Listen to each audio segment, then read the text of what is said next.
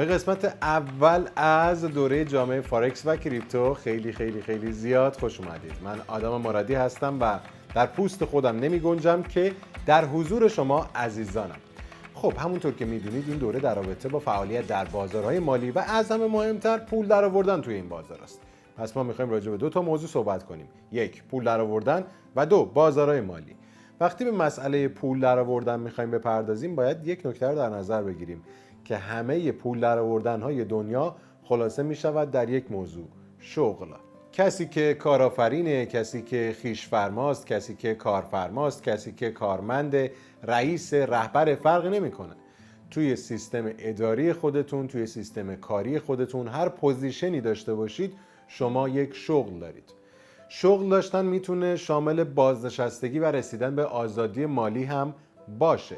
یعنی کسی که به آزادی مالی رسیده و دیگه نیازی نداره که تلاش کنه، بلکه پولهاش براش پول میارن و میتونه مدیریت زمان خودش رو به هر نحوی که میخواد انجام بده و در نهایت باز هم ورودی در زندگیش داشته باشه، هم باز یک شغل داره که اسم اون شغل آزادی مالیه. این شخص نیازی به کار کردن نداره اما باز مشاغلی داره که براش پول میاد.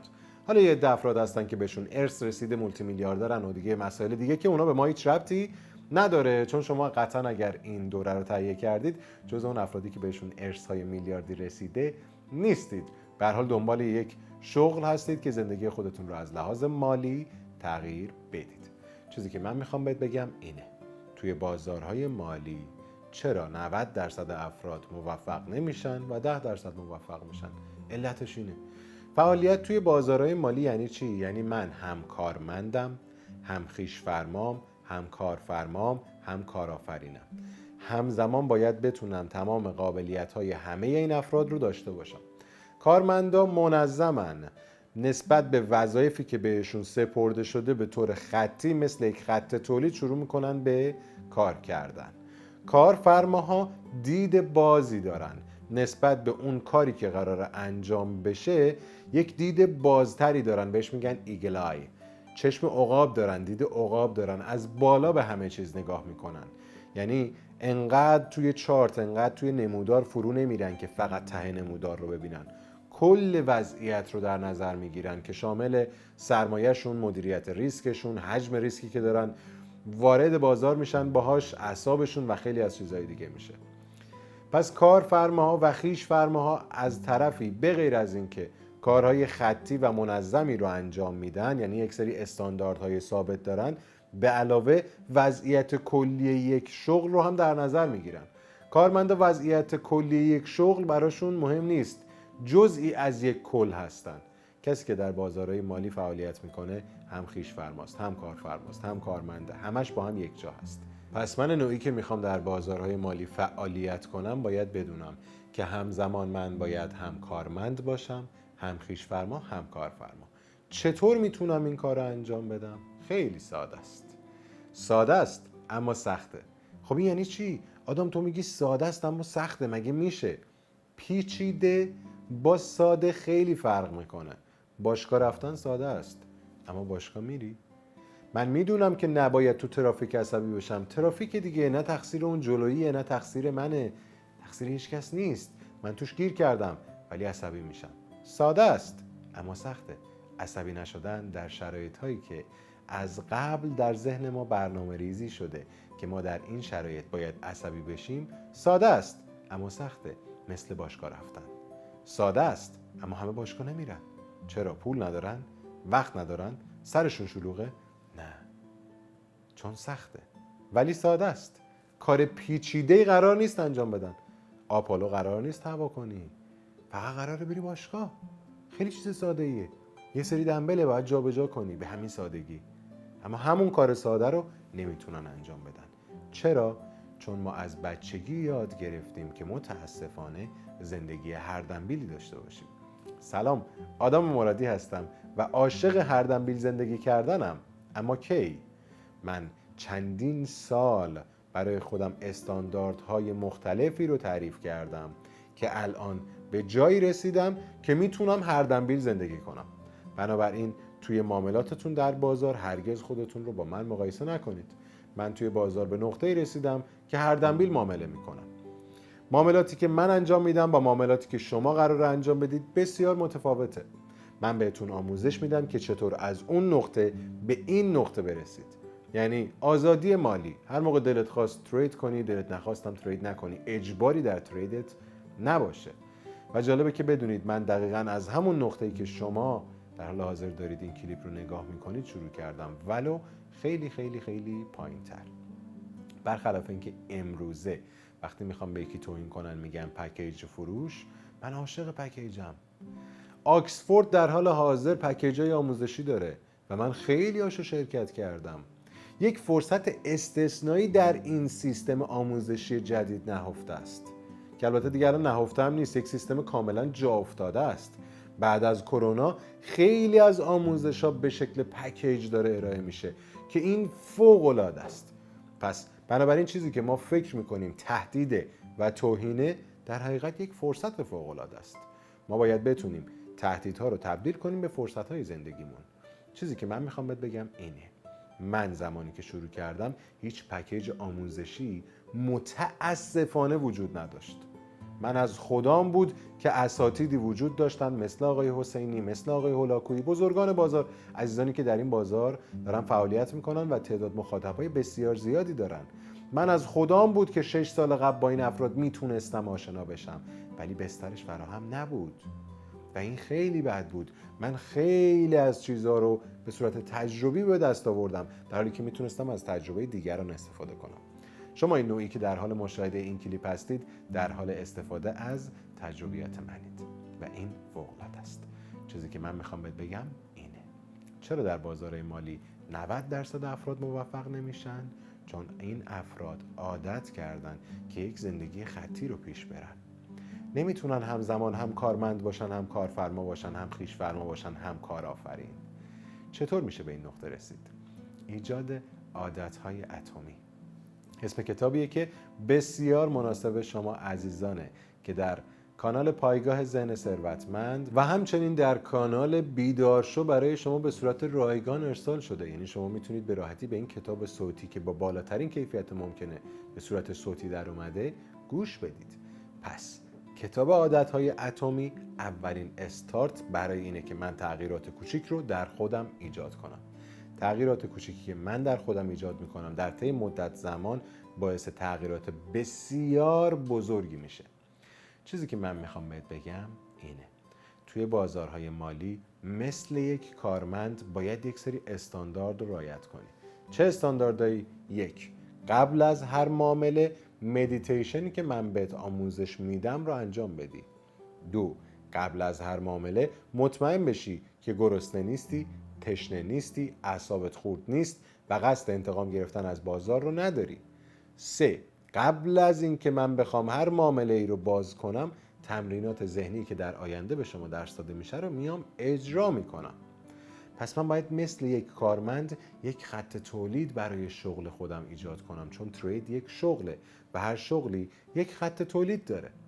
مثلا من میام جنس رو از ترکیه وارد ایران میکنم، میبرم به مغازم، بسته بندی میکنم، فروشنده اون رو به فروش میرسونه، پول وارد حساب من میشه و حساب من در گردش هست، چون من دوباره به ترکیه میام و جنسایی رو از ترکیه میارم و دوباره در مغازم میفروشم. از این خط تولیدی که ایجاد شده من بخشیش رو به عنوان سود هی دارم خارج میکنم. پس توی بازار مالی هم من این قضیه رو دارم. من یه پولی رو وارد بازار میکنم، در گردش میاندازمش، از طی معاملاتی که دارم انجام میدم بخشیش رو به عنوان سود خارج میکنم. حالا من توی بازارم فرصتی برای ورود به بازار پیدا نمیکنم. اینا رو در آینده تجربه میکنید. من بازار رو دارم بررسی میکنم، میبینم آقا الان بازار پا نمیده وارد بشم. من نوعی که مغازه دارم توی ایران، بوتیک دارم، لباس فروشی دارم، وقتی ببینم فروشم کمه، اصلا تو اون چند روز من موقعیتی برای فروش نمیبینم، خیابون پاخور نداره، قرنطینه است، هیچ کس بیرون نمیاد، میام حراج 99% میزنم؟ هیجانی عمل میکنم؟ نه. اما تو بازار مالی میکنم. تو بازار مالی با اینکه موقعیتی برای ورود نمیبینم باز سعی میکنم به بازار ورود کنم، با اینکه تحلیل درستی ندارم. چرا؟ چون به ما یاد دادن متاسفانه در شبکه‌های اجتماعی که ترید یعنی پای چارت نشستن. جالبه که بدونی من 99% زمانم در طی روز تایم خالیه. من شاید در طی روز 30 دقیقه تحلیل انجام میدم، نهایتاً یا وارد بازار میشم یا نمیشم. اگر بشم استاپ لاس داره و همچنین نقطه ورود و خروج مشخصی داره، پس اگر معامله باز کنم دیگه چکش نمی کنم. اگرم معامله باز نکنم میرم تا 12 ساعت دیگه که دوباره بیام یه تحلیل انجام بدم. بنابراین من در طی یک روز نهایتاً 1 ساعت پای چارت هستم. ما از پای چارت نشستن پول در نمیاریم، ما از ذهنمون پول در میاریم. دقیقاً مثل یک بوکسور که از فیزیکش پول در میاره، تریدرها از ذهنشون پول در میارن. حالا من سوالم اینجاست که یک بوکسور اگر بخواد در مسابقات جهانی شرکت کنه چیکار میکنه؟ شنا میره، باشگاه میره، تمرین میکنه، بدنشو ورزیده میکنه. یه تریدر باید چیکار کنه؟ ذهنش رو باید ورزیده کنه. حالا من میخوام ذهنم رو ورزیده کنم. خب میرم با سرم توی باشگاه شروع میکنم با سرم دنبل زدن؟ نه، من کتاب میخونم. دنبل ذهن کتابه. حالا ذهن من به هم ریخته است. مثلا من یه غذای مسموم خوردم، حالم بده، حالت تهوع دارم، تب کردم، اصلا افتضاحه، حال فیزیکی من افتضاحه. میخوام برم باشگاه تمرین کنم، یک بوکسور حرفه‌ای هم هستم، مسمومم. میتونم؟ نمیتونم. یه بدن آشفته نمیتونه تو رو به یک مسابقات موفق برسونه، نمیتونه تو رو به جای برسونه اگر تو یک بوکسور باشی. حالا یک ذهن آشفته در بازارهای مالی میتونه تو رو به جایی برسونه؟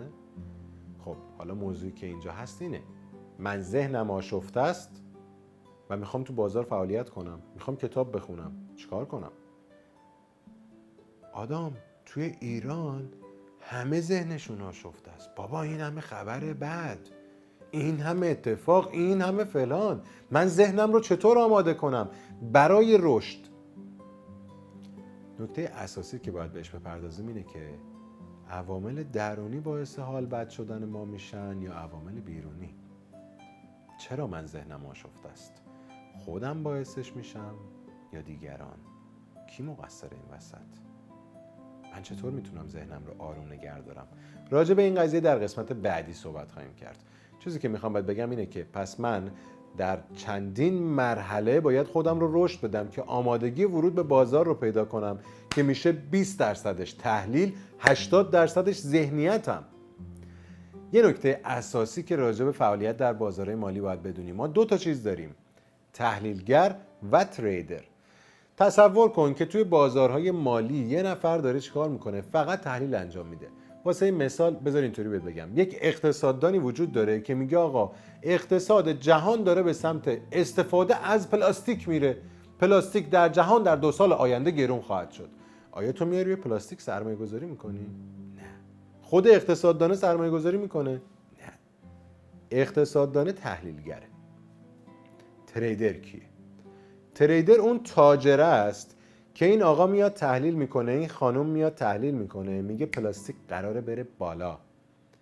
تاجره میاد میگه به به مشتقات نفتیه، من بیام تو ایران یک شرکت میزنم، از مشتقات نفتی فلان پلاستیک رو میگیرم، به آمریکا، به اروپا، به فلان کشور پیشرفته این رو صادر میکنم. تاجر پولداره، تحلیلگر کارمنده. اقتصاددان تاجر نیست. تاجر اما اقتصاد رو خوب بلده. بلد بودن یه چیزی با اجرای کردنش خیلی فرق میکنه.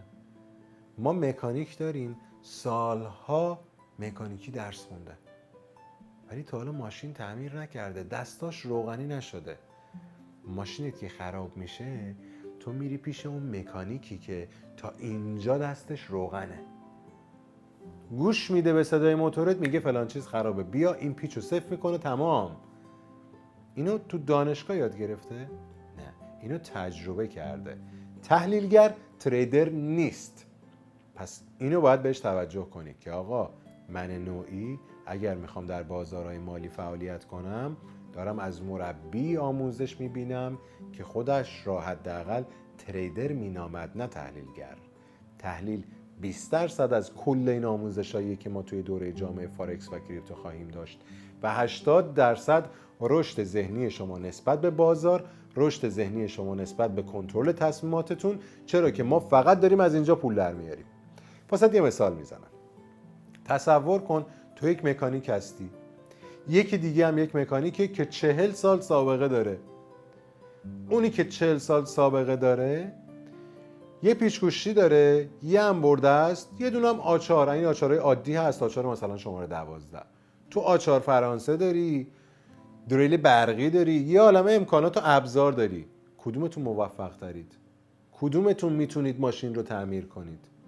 به ابزار یا به شخصه؟ حالا چارت، اندیکاتور و تحلیل ابزاره.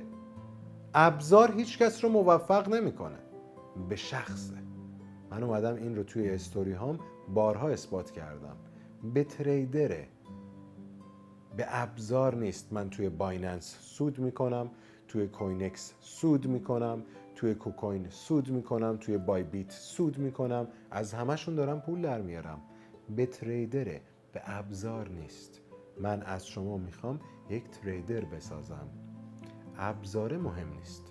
کسی که بخواد کار کنه و بلد باشه از همه ابزارا استفاده میکنه.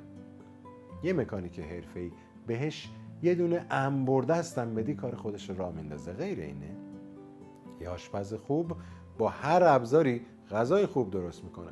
ابزارش اگر بهتر بشه قطعاً غذای بهتری درست میکنه، ولی گند نمیزنه تو غذا. لنگ ابزار نمیمونه.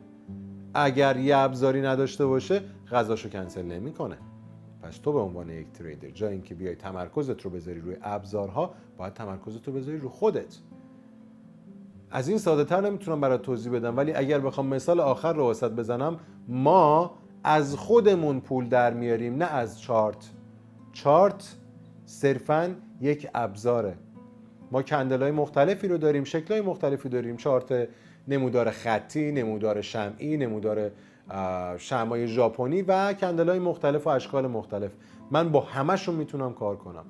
و جالبه که بدونید من فقط با یکیش تمرین کردم و فقط با یکیش سابقه دارم. چرا؟ چون من بازار رو فهمیدم و این دقیقاً چیزیه که میخوام برای تو انجامش بدم. میخوام بهت یاد بدم چطور بازار رو بفهمی.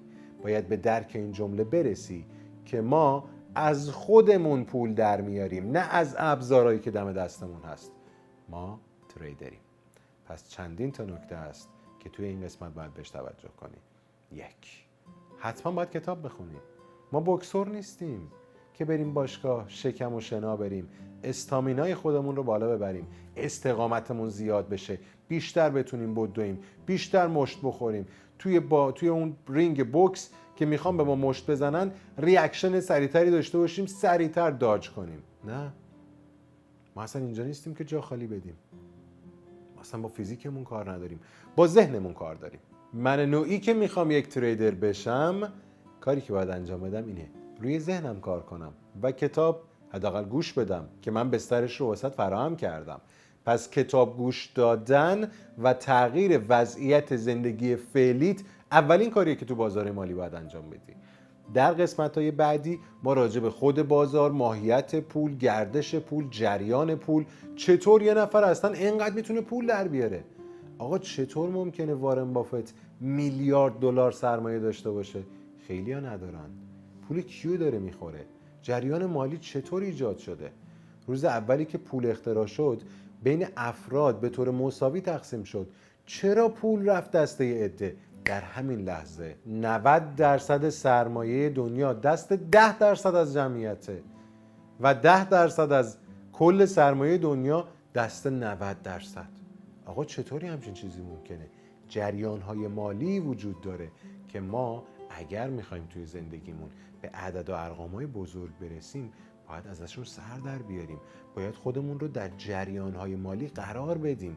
باید بفهمیم که ساختار چرخدنده‌های بزرگ دنیا چطور داره کار میکنه که یه عده بیشتر از بقیه در میارن. انگار یه عده بیشتر مستحقن. انگار یه عده ساخته شدن برای اینکه بیشتر از بقیه در بیارن، بیشتر رفاه داشته باشن، جلوتر از بقیه باشن، بیشتر از بقیه به مسائل روز واقف باشن، دورتر رو میبینن. توی بازارهای مالی ما باید به تمام اینا واقف باشیم. به علاوه اینکه ما باید به مسائل درون شبکه‌ای، بلاکچین، فارکس و همچنین خیلی از پلتفرم‌های دیگه باید واقف باشیم. اما اسم این دوره جامع فارکس و کریپتوه. پس من نوعی باید همه چیز رو با جزئیات یاد بگیرم. به خاطر اینکه احتمال خیلی زیاد این آخرین دوره آنلاین من هست، من میخوام این دوره رو با بالاترین جزئیات ارائه بدم. حداقل در رابطه با بازارهای مالی دیگه آموزشی نمیذارم، چون بی نهایت خستم. بنابر همین مسئله میخوام این دوره یادگار از من به ارث بمونه. حالا تویی که میراث من هستی، یه خواهش ازت دارم. عین چیزی که بهت میگم رو مو به مو اجرا کن. ضرر نمی کنی. تو اینجا هستی که از من یاد بگیری. بذار بهت آموزش بدم. منو به عنوان مربیت پذیرفتی، منو انتخاب کردی، اجازه بده که بهت آموزش بدم. بپذیر. ظرف آموزش خودت رو خالی کن. به محض اینکه فکر میکنی میدونی، تو دیگه چیز جدیدی یاد نمیگیری. فکر کن به حرفم. به محض اینکه فکر میکنی میدونی، به محض اینکه فکر میکنی این حرفا تکراریه، به محض اینکه به مفهوم این جملات نرسیدی و فکر میکنی اینها صحبت‌هاییه که تو میدونیش و میفهمیش، دیگه نمیفهمی. آی خدای من دوست داشتم این کلمه میدونم رو از همه میگرفتم، از دایره لغت همتون حذف کردم. فکر کن به حرفم. زمان بذار. این دوره طراحی شده که تو فکر کنی. مرسی که تا اینجا من همراه بودی. به پایان قسمت اول رسیدیم. در قسمت بعدی